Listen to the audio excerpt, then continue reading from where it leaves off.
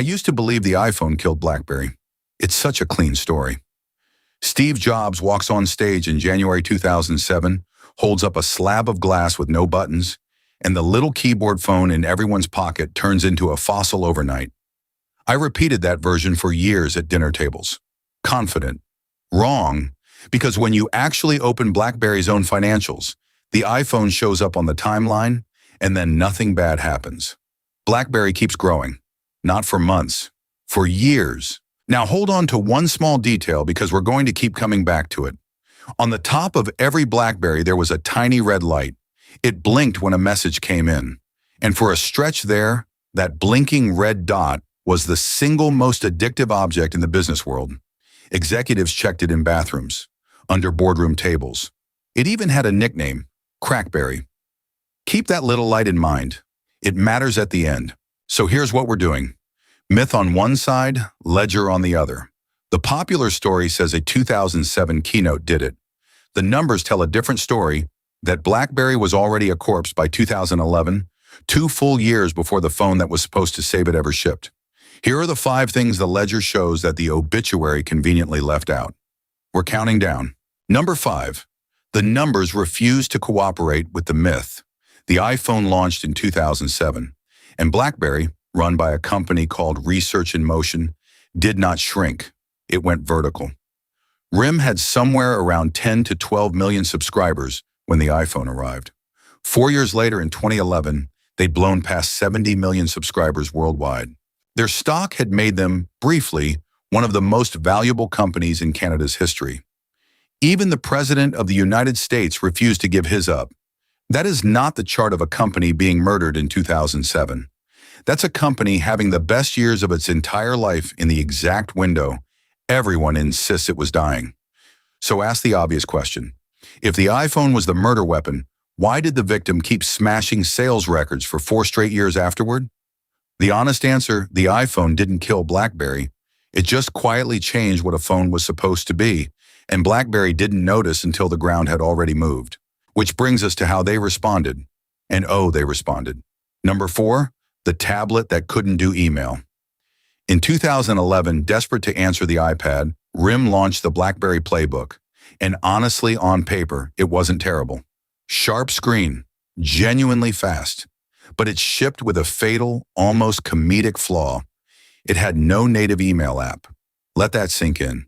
A BlackBerry from the company whose entire identity, whose whole religion was email, could not natively check your inbox. If you wanted your mail, you had to wirelessly tether the tablet to an actual BlackBerry phone through a special bridge. Their tablet needed their phone to perform the one task they were legendary for. Reviewers were baffled. Buyers stayed away. And by the end of 2011, RIM took a write-down of nearly $500 million on Playbooks that simply sat in warehouses, unsold. That's not a product misstep. That's a company that had forgotten what it was for. Number 3, the week the network went dark. Above everything else, BlackBerry sold one thing: reliability. It never failed. Bulletproof, secure, always on. That was the promise that let them own governments, Wall Street, and every anxious executive on earth. Then in October 2011, the promise broke.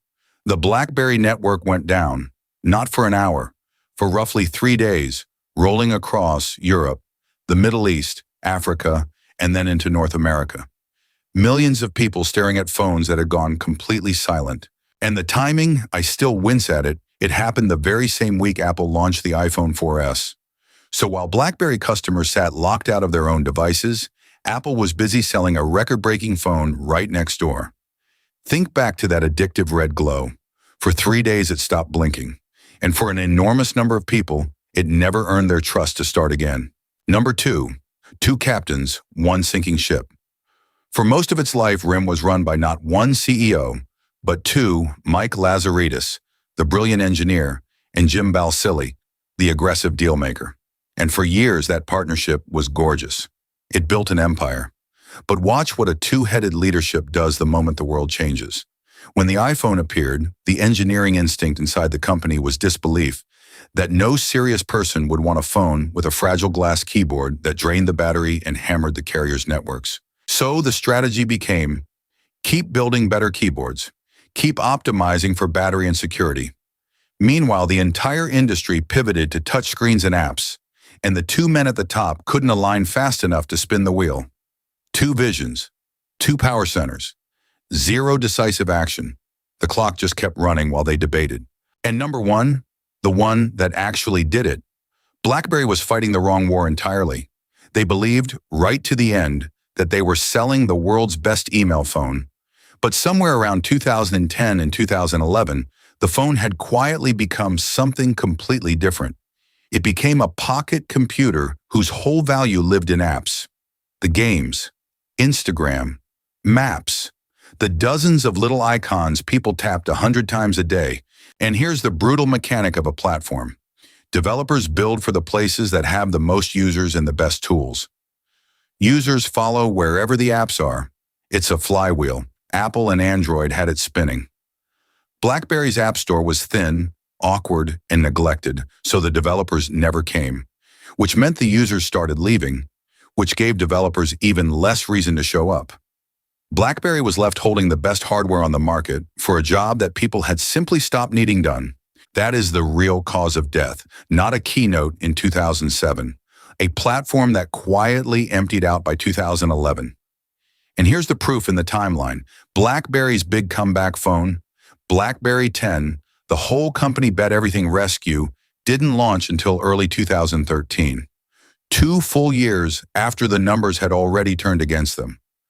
2 years polishing a lifeboat while the ship was already on the seabed. By the time the rescue actually arrived, there was nothing left underneath it to save. They didn't lose in 2013. They just finally admitted it. So no, the iPhone did not kill BlackBerry with one keynote in 2007. BlackBerry died in 2011 quietly, with its sales still looking healthy, its stock still full of believers, and its brand still on half the belts in every airport. The autopsy just took the rest of the world 2 more years to catch up to. And that tiny red light at the top of the phone, the one that used to make your heart jump every time it blinked, by the time anyone was willing to say it out loud, it had already gone dark for good.